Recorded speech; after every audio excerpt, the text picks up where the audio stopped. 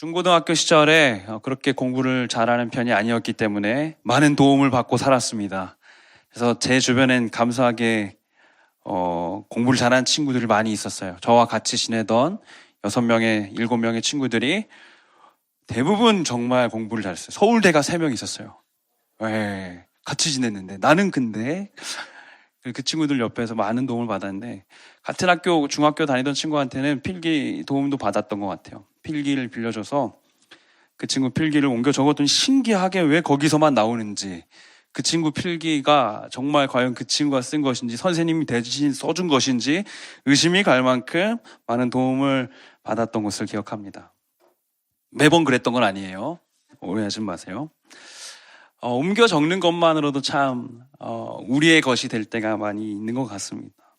오늘은 세 번째, 이 성경을 사랑하는 법, 필사에 대해서 함께 배우실 텐데, 필사에 대한 이야기를 나눌 때 우리가 놓치고 있는 부분이 있는 것 같습니다.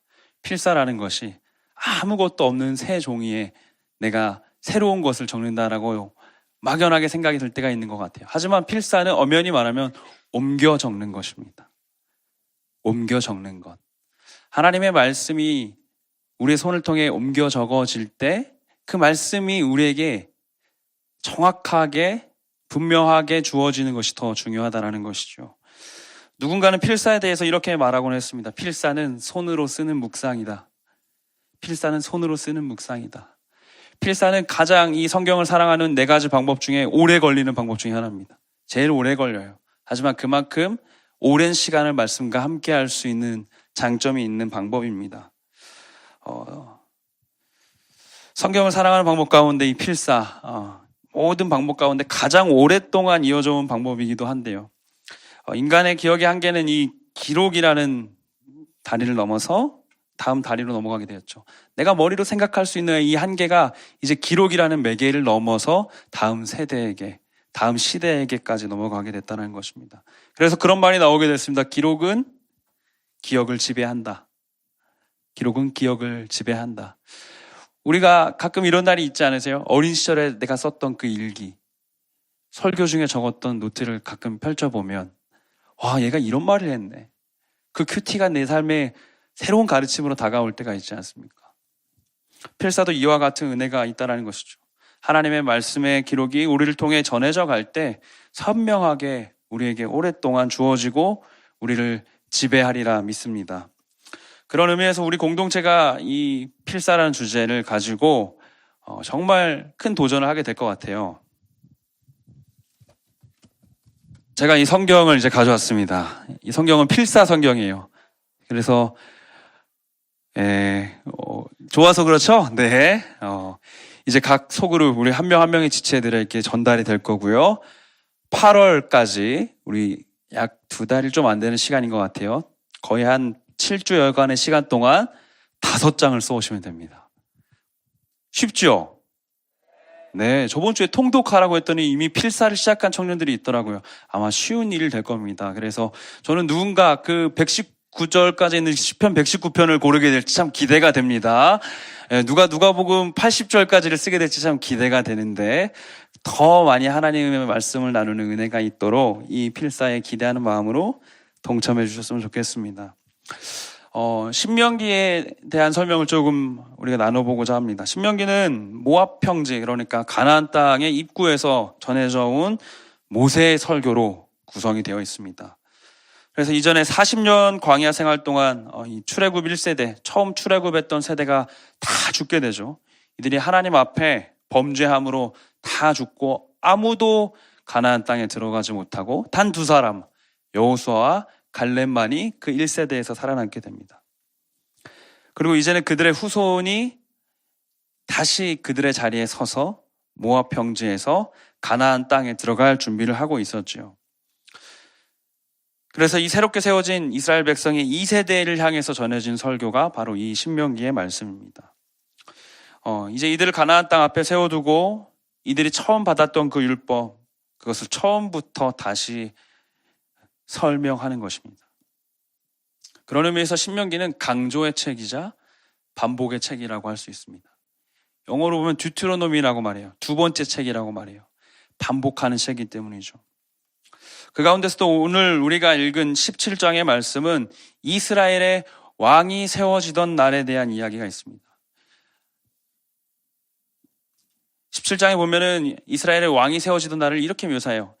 그들이 다른 나라와 같이, 다른 민족과 같이 우리도 왕을 세우자 하게 되면 너희는 이렇게 하라. 하나님께서는 이들이 그렇게 할 것을 알고 계셨던 것 같습니다. 실제로 사무엘상 8장에서는 우리도 다른 민족과 같이 왕을 세우자라고 말하고 그들은 첫 번째 왕 사울이라는 왕을 세우게 되죠. 그러나 하나님께서는 그들이 다른 민족의 왕들과 같이 살아가지 않도록 하시기 위해서 특별한 방편을 이 17장의 말씀에서 마련해 두셨습니다. 이스라엘에 새롭게 세워지는 왕은 하지 말아야 할 것 3가지와 반드시 해야 할 것 1가지를 받게 되었습니다. 16절의 말씀을 함께 보겠습니다. 16절입니다. 그는 병마를 많이 두지 말 것이요 병마를 많이 얻으려고 그 백성을 애굽으로 돌아가게 하지 말 것이니 이는 여호와께서 너희에게 이르시기를 너희가 이후에는 그 길로 다시 돌아가지 말 것이라 하셨음이며 17절입니다. 그에게 아내를 많이 두어 그의 마음이 미혹되게 하지 말 것이며 자기를 위하여 은금을 많이 쌓지 말 것이니라. 3가지 하지 말아야 될 것들이 보여지죠. 첫 번째는 무엇입니까? 병마를 많이 두지 마라. 군사들과 말을 많이 두지 말라는 것이죠. 2번째는 무엇입니까? 왕의 아내를 많이 두지 말라. 그의 마음이 미혹될 수 있다.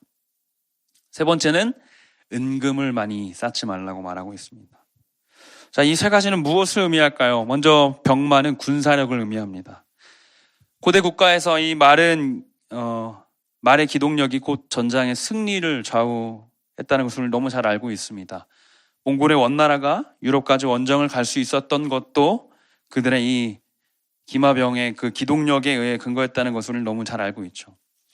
나라를 부강하게 만드는 국왕이라 하면 든든한 국방력을 가지고 있는 것이 너무나 중요하다는 것은 상식입니다.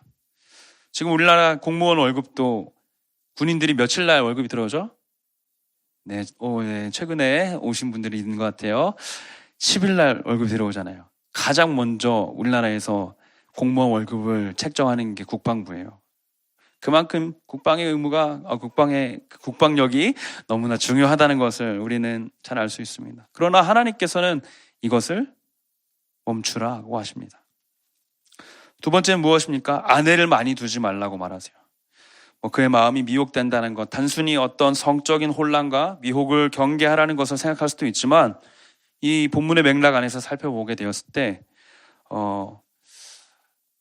왕의 아내를 구한다라고 했을 때 굉장히 복잡한 과정들이 있죠. 왕의 아내는 당시 시대적 정황 속에서는 국가의 안정을 위해서 이루어지는 정치적 수단으로 활용되었습니다. 우리 사극을 보면 그 왕비를 뽑는 과정이 굉장히 복잡하잖아요. 철두철미하게 신분부터 여러 조건들을 대입합니다. 누구나 왕비가 될 수 있는 것이 아니죠. 오늘 우리가 살아가는 시대처럼 연애하다가 이렇게 사랑하다가 결혼하는 개념이 생긴 게 채 200년이 안 됐잖아요. 우리 할머니 할아버지도 그 전 세대만 해도 어제 만나신 분들이랑 결혼하고 했던 우리 너무 잘 알고 있습니다. 더군다나 이 고대 국가에서 이 왕의 혼인은 그런 단순한 사랑의 결과가 아니라 타국의 공주나 왕족들과 혼인을 맺음으로 평화를 위한 어떤 협정의 형태로 맺어지게 되었다는 것이죠. 솔로몬은 아내가 1000명이 있었다고 해요. 그가 얼마나 그 나라의 안정을 위해서 애를 썼는지 너무나 안전해졌을 것 같아요. 그 수많은 왕비들이 가지고 온 우상들을 가지고 솔로몬이 결국에는 하나님 앞에 범죄하게 되죠.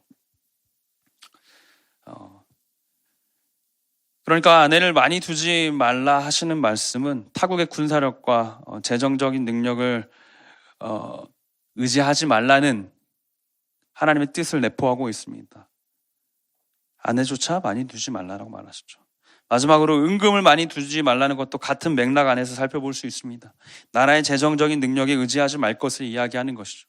시간이 많이 지나 우리가 잘 아는 지혜로운 히스기야 왕도 나라의 그 창고를 열어 그 부강함을 강조하게 되었을 때 패망하게 되었죠. 이 세 가지 병마와 아내와 은금을 많이 두지 말라는 말씀은 결국 이것을 의미합니다. 하나님 말고 내가 의지하는 것을 두지 말라는 거죠. 하나님 말고 내가 의지하는 것을 두지 말라는 거예요. 이 세 가지가 잘 지켜지면 하나님의 뜻에 순종하는 왕이 되는 것이죠. 하나님께서 하지 말라고 한 세 가지를 잘 하는 것이니까요. 그런데 하나님께서는 이보다 더한 한 가지를 주십니다. 반드시 해야 할 일들을 주시는 것이죠. 그것은 무엇입니까? 18절을 우리 같이 한번 18, 19절을 같이 한번 읽어보도록 하겠습니다. 시작.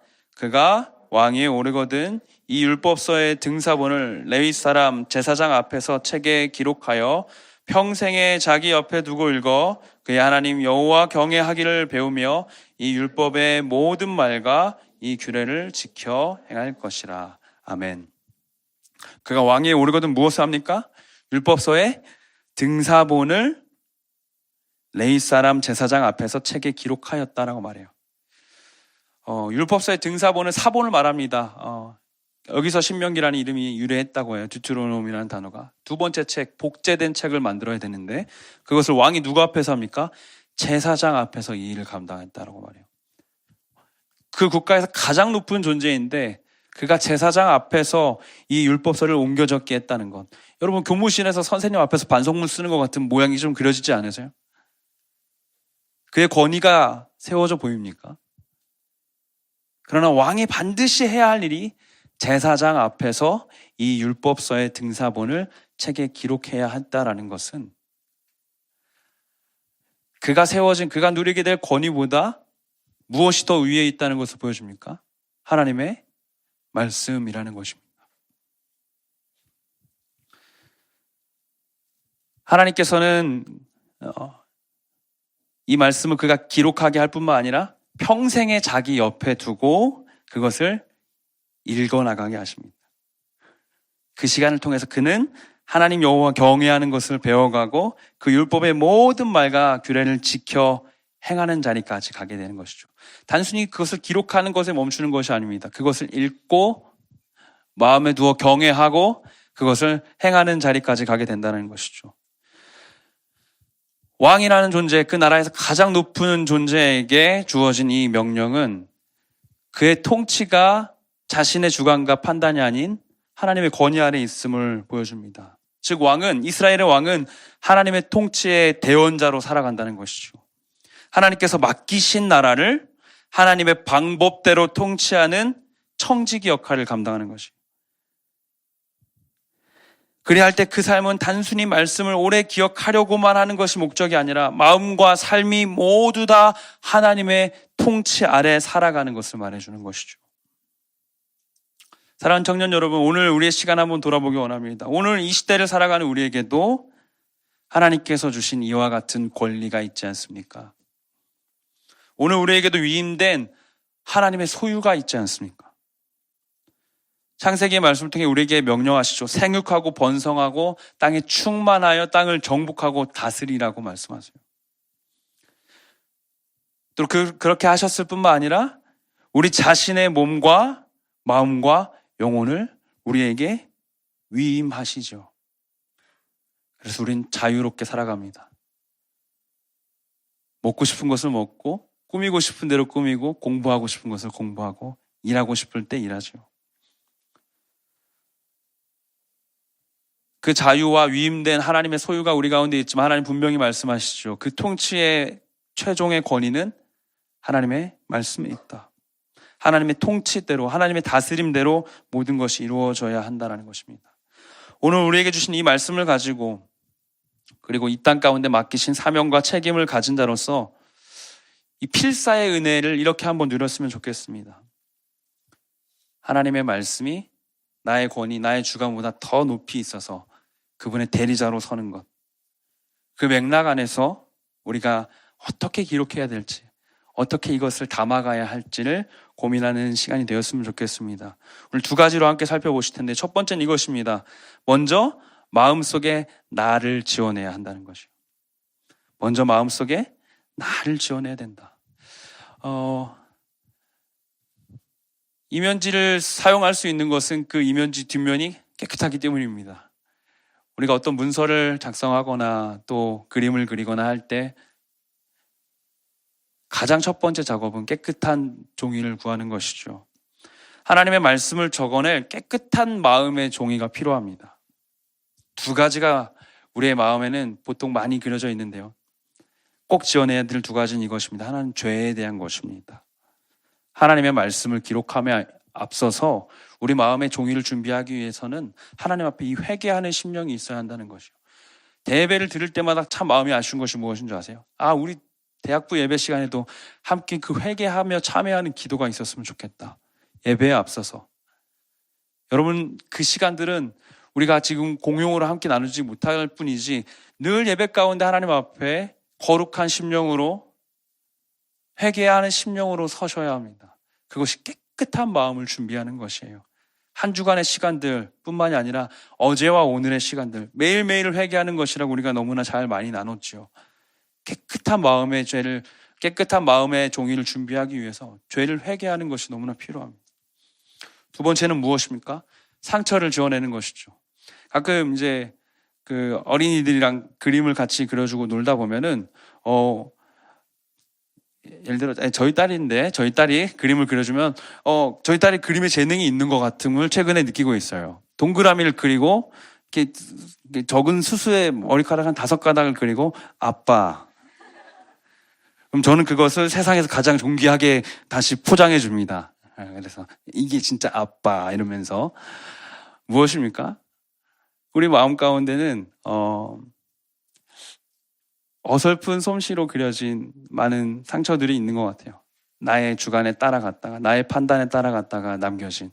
그러나 하나님께서 그것을 다시 사용해 가실 때 다시 그분의 그림으로 표현될 것입니다. 마음의 종이가 깨끗하게 준비된다는 것은 그분이 이것을 바꾸실 수 있도록 얼마든지 이끌어 가실 수 있도록 맡겨드린다는 것이죠. 그렇다면 여기서 질문이 주어집니다. 어떻게 그 마음의 종이를 준비할 것인가? 어떻게 죄를 지어내고 상처를 지어낼 것인가? 그 방법은 이것입니다.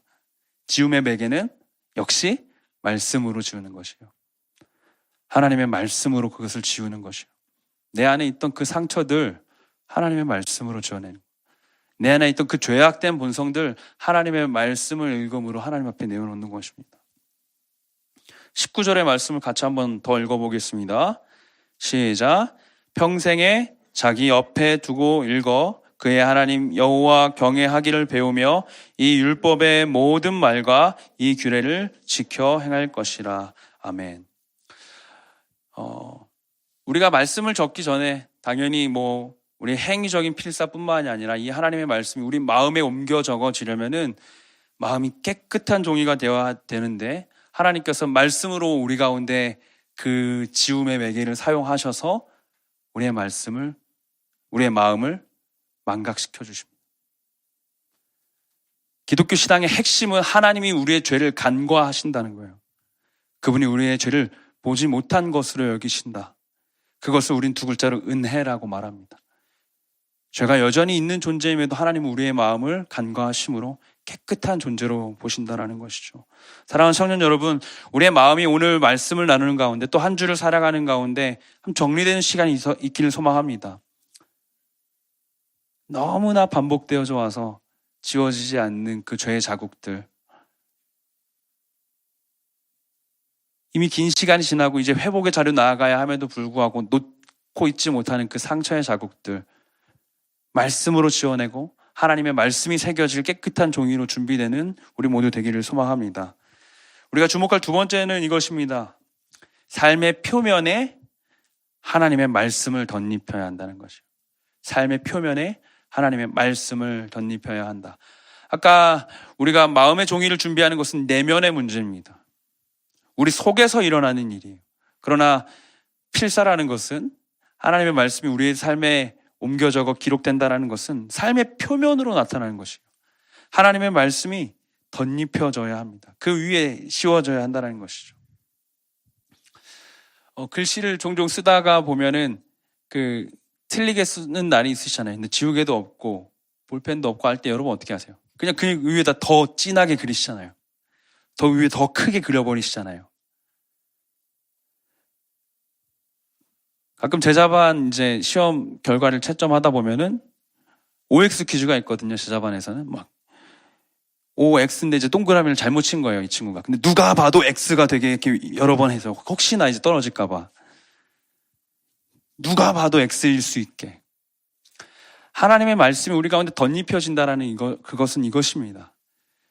그 X가 더 정확하게 보이기 위해서 더 선명하게 굵게 진하게 그린다는 것은 이것이 내가 원래 정했던 답보다 더 권위 있다는 것이죠.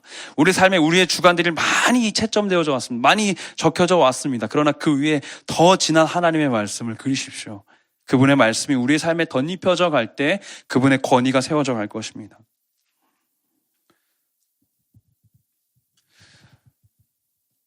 필사의 가장 큰 특징은 아까 잠시 나눴지만 오래 걸린다는 것이에요.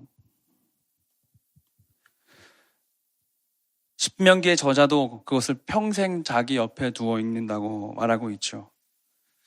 하나님의 말씀을 우리 가운데 그렇게 적어가고 덧입혀갈 때 평생에 지울 수 없어 보이는 상처들, 평생에 끊어낼 수 없을 것 같은 죄악들이 있을 것입니다. 그러나 그 위에 계속해서 말씀을 덧입혀 가십시오.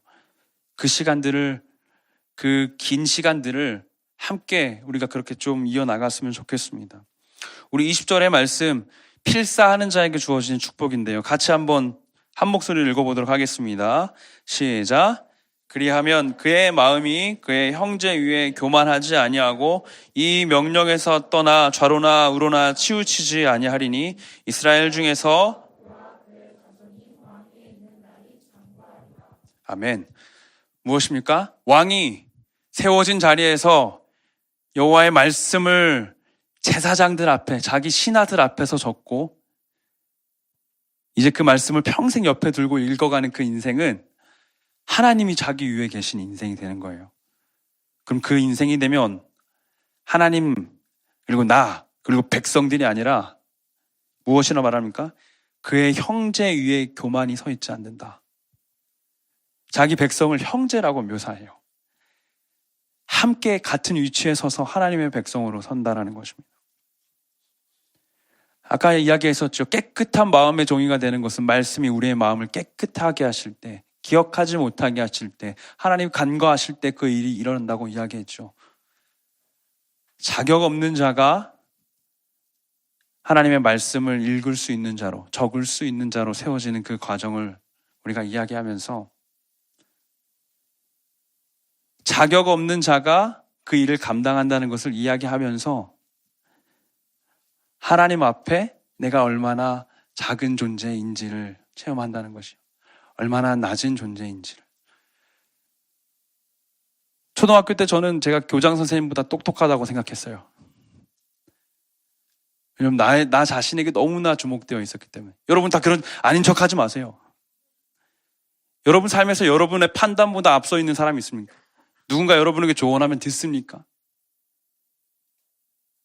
더 낮은 자리에 있는 사람이 듣는 사람이 되는 것이죠. 사랑하는 여러분, 하나님의 말씀을 끊임없이 읽고 적고 마음에 옮겨 적어 삶으로 기록하는 사람은 형제 위에 서지 않습니다. 더 낮은 곳으로 가는 것이죠. 모든 삶의 권위에 하나님의 말씀을 두고 우리 삶 가운데 이제 나를 통하여서 하나님의 말씀이 덧입혀지고 기록되어 가게 한다라는 것입니다. 이 여정이 어디까지 이어집니까? 그와 그의 자손이 왕에 있는 날까지 장구하리라. 끊임없이 이어지고 끊임없이 이어져서 온 세상에 다 알게 되는 그날까지 우리를 통해 하나님께서는 우리로 말씀을 기록해 가실 것입니다. 이것이 우리가 주목할 두 번째, 삶의 표면으로 하나님의 말씀을 덧입혀 가는 것입니다. 말씀을 맺고자 합니다. 하나님의 말씀이 우리 가운데 주어질 때 죄로 얼룩진, 상처로 얼룩진 우리의 내면은 하나님의 말씀으로 깨끗하여져 갈 것입니다. 깨끗한 마음의 종이로 준비될 것입니다. 그리고 그 위에 하나님의 말씀을 덧입혀 가십시오. 전보다 더 굵은 글씨로, 더 진한 고백으로 계속해서 그려나가십시오. 지금의 이 시간들을 더나 없음에 주목하는 것이 아니라 내가 행하고 있음에 주목하신다면 필사처럼 오랜 시간이 걸릴지라도 어느샌가 우리의 마음의 종이가 준비되고 하나님의 말씀이 선명하게 박힌 삶이 될 줄로 믿습니다. 우리에게 주어진 이 말씀은 우리에게 원래 닿을 수 없는 것이었죠. 우리는 자격 없는 자이기 때문에 우리는 하나님의 말씀을 적을 수 없는 종이었습니다. 하나님의 말씀을 적을 수 없는 그 마음을 갖고 있었습니다. 그러나 그분은 우리를 찾아오셨다라고 말합니다. 요한복음 1장 14절입니다. 말씀이 육신이 되어 우리 가운데 거하심에 우리가 그의 영광을 보니 아버지의 독생자의 영광이요 은혜와 진리가 충만하더라. 성경은 이렇게 얘기하고 있어요. 말씀이 육신이 되어 너희 가운데 오셨다. 말씀을 읽을 수도 깨달을 수도 적을 수도 없는 이들에게 말씀이 직접 찾아오셨다. 하나님의 말씀이 우리 가운데 육신으로 오셔서 그 말씀의 삶을 보여주시죠. 그분은 우리 가운데 하나님의 말씀으로 오셔서 기록되어져 가십니다. 요한복음 5장 30에서 32절 이렇게 말합니다. 내가 아무것도 스스로 할 수 없노라. 듣는 대로 심판하노니 나는 나의 뜻대로 하려 하지 않고 나를 보내신 이의 뜻대로 하려 함으로 내 심판은 의로우니라. 나를 위하여 증언하시는 이가 따로 있으니 나를 위하여 증언하시는 그 증언이 참인 줄 아노라. 예수께서 이 땅 가운데 오셔서 하신 말은 아버지의 뜻대로 말하셨다라고 말해요. 아버지가 말하는 것을 말하고 아버지가 전하시는 것을 나를 통해 전하고자 하신다 말해요. 성자 하나님은 성부 하나님께 속해 있는 존재가 아니지만 그 경륜의 질서 안에서 그의 뜻에 순종하시기에 그분의 말하심으로 말하고 그분의 명하심으로 행했다라는 것입니다. 그분의 말씀에 끊임없이 순종하심으로 십자가에 도착하는 것이죠.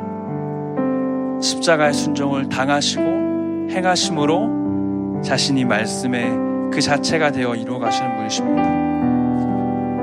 예수는 말씀으로 오셔서 마음의 말씀을 옮겨 적고 삶으로 기록하는 것이 무엇인지를 우리 가운데 보여주셨습니다. 사랑하는 청년 여러분, 예수의 본을 따라가는 청년 여러분, 예수를 따라가기로 마음먹은 청년 여러분, 오늘 우리의 결단을 통해 우리 모든 마음이 예수의 보혈로 깨끗하게 지워지게 하실 것입니다.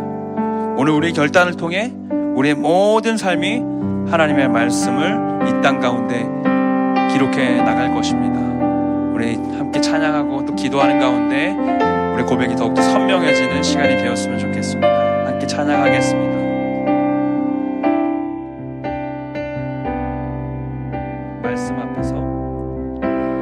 말씀 앞에서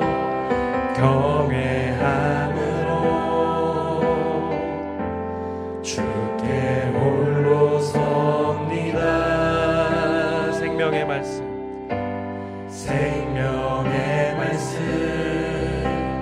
읽고 순종해 주를 예배합니다. 기록된 말씀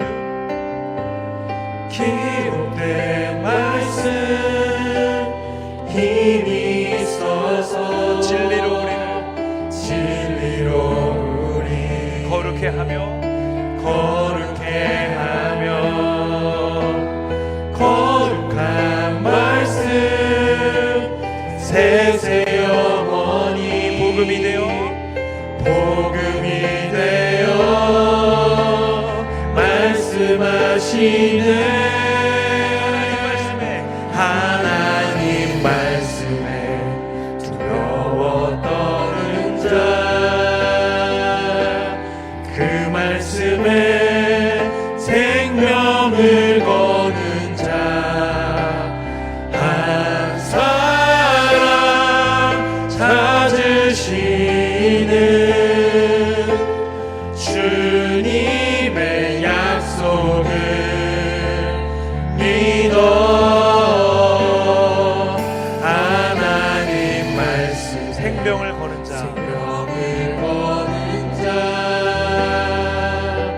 순종하며 주 따라가는 자, 영원한 하나님 나라 이뤄갈 주의 교회여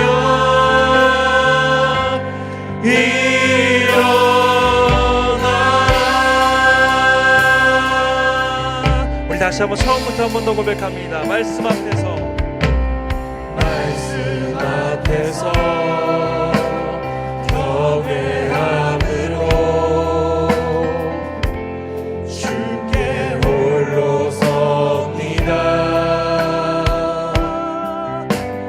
생명의 말씀 읽고 순종해 주를 예배합니다. 기록된 말씀 기록된 말씀 힘이 있어서 진리로 우리를 거룩해 하며 거룩한 말씀 거룩한 말씀 세세 영원히 복음이 되어 우리 한 번만 더 고백하겠습니다. 기록된 말씀 기록된 말씀 힘이 있어서 힘이 우리 마음의 모든 죄와 상처를 깨끗게 하십니다. 거룩해 하며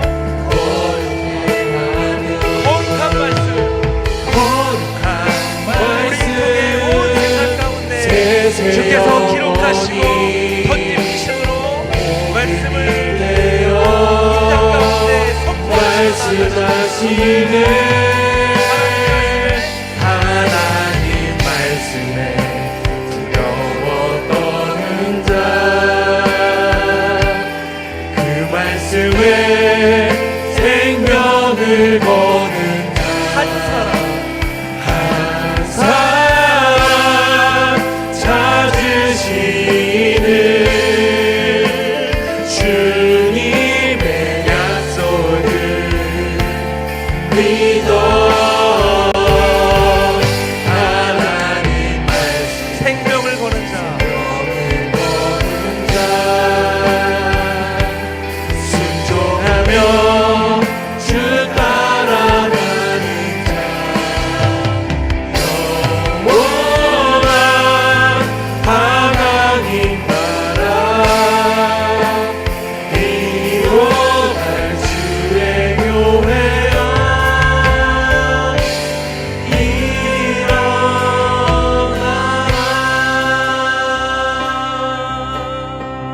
일어나라. 우리 같이 먼저 기도할 것은 이것입니다. 하나님, 주님의 말씀을 날로 더 사랑할 수 있게 하심에 감사합니다.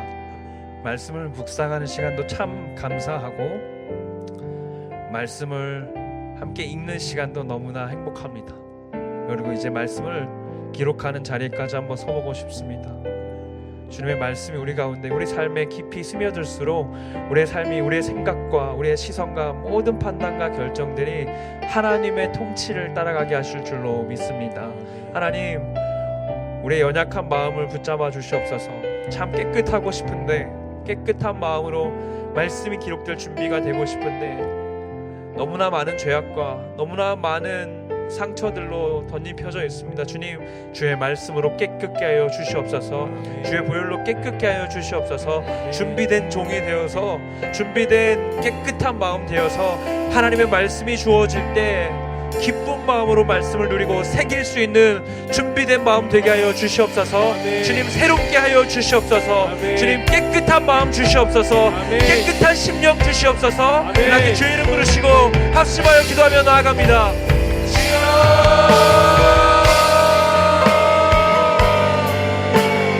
사랑하는 주님, 은혜를 감사드립니다.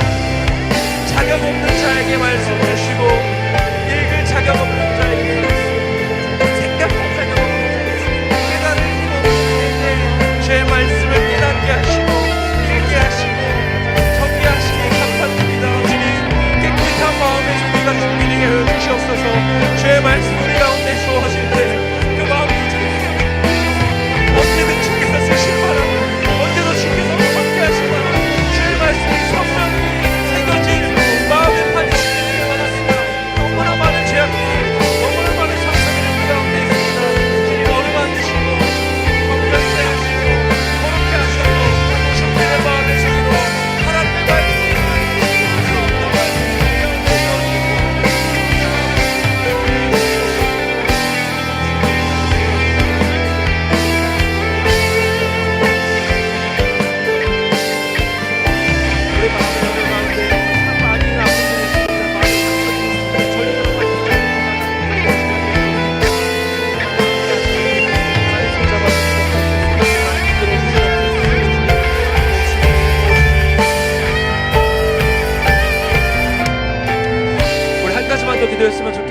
시간 우리 마음의 손을 한번 얹어볼까요? 절대로 바뀌지 않을 것 같은 죄가 있습니까? 절대로 끊어내지 못할 그 죄악들에 있습니까? 지금 이 고백 가운데에서도 차마 떨쳐낼 수 없는 그 죄악이 있습니까? 영원히 바뀌지 않을 것 같은 상처와 환경들이 지금 눈앞에 있습니까?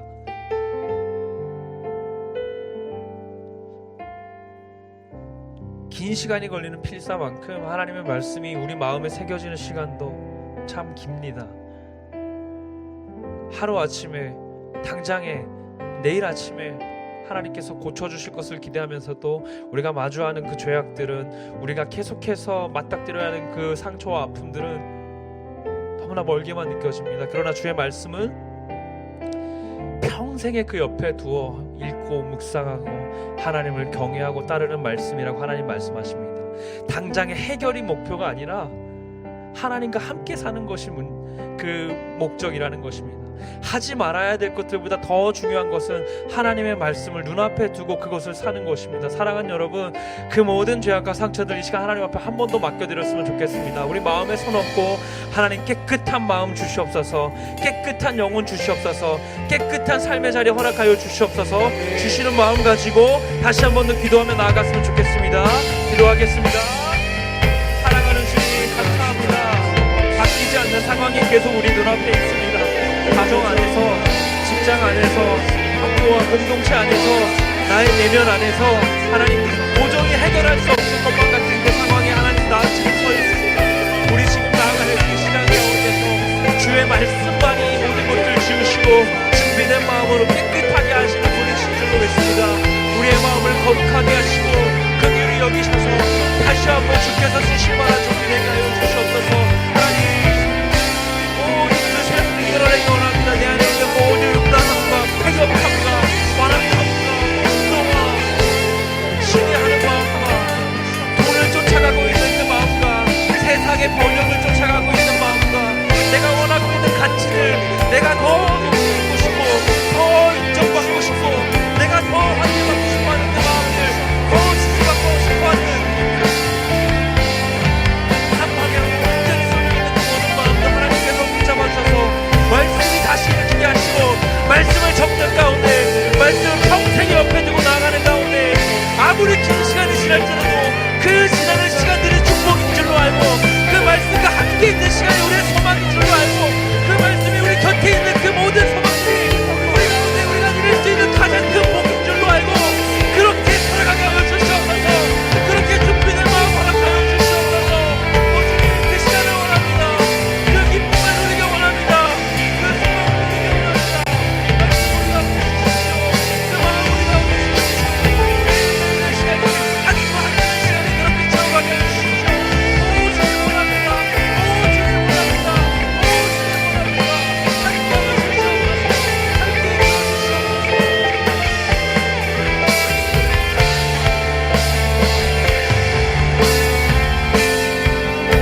우리 시간 함께 고백하며 나가겠습니다. 하나님 말씀에 하나님 말씀에 들어왔던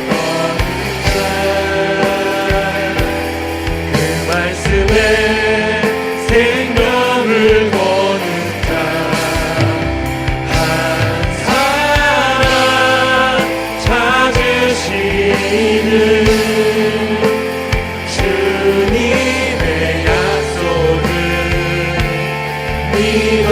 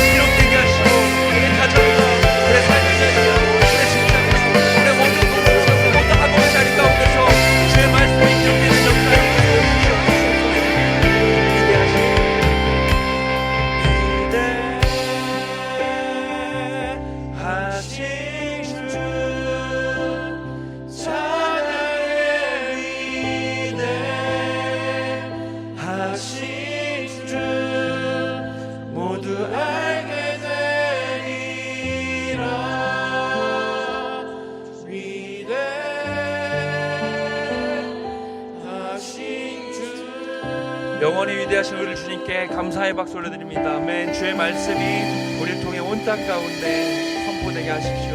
모두 알게 하여 주시옵소서. 사랑하는 주님 감사합니다.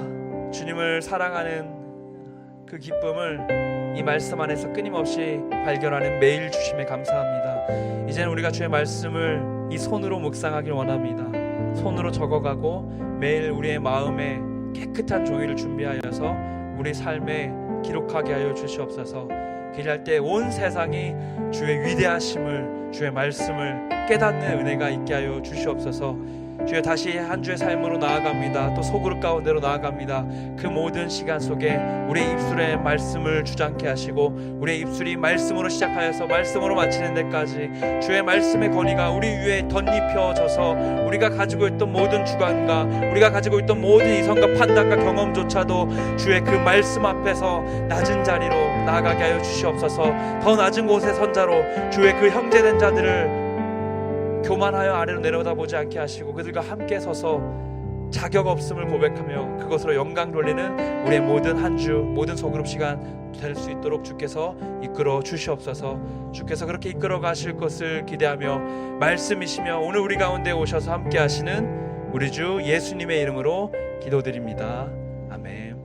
이제는 우리 주 예수 그리스도의 은혜와 하나님 아버지의 사랑과 성령의 교통하심이 주의 말씀되어 세상 가운데 나아가기로 결단하는 주의 청년들 머리 위에 이들의 삶의 자리와 이들의 모든 나아가는 그 공동체 위에 이제로부터 영원토록 항상 함께 있을지어다. 아멘.